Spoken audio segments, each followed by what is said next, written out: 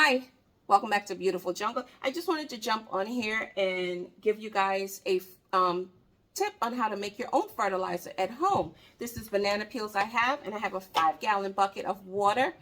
And bananas, they have potassium in it. They have 42% potassium in it. And that's when you see your fertilizer in the store, it has the N, P, and K. The N is for nitrogen, the P is for phosphorus, and the K is for potassium that bananas have. And bananas also have,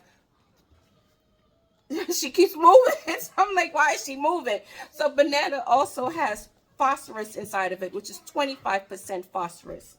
So I have a 5-gallon bucket. It's the Lowe's bucket, 5-gallon bucket with water and banana peels.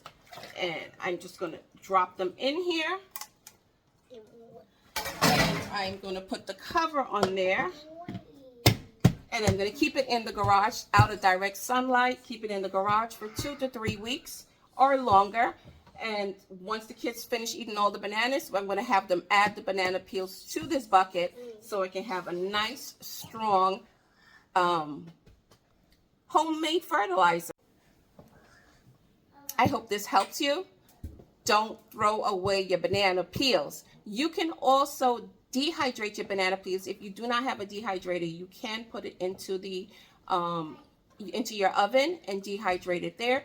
Put it in your blender or your Ninja, whatever you have, food processor, and blend it up into powder and sprinkle it in your garden. You can also put it inside of a milk, cut it up, put it in a milk carton, put it in a mason jar. You can do whatever container you have, an old mayonnaise jar.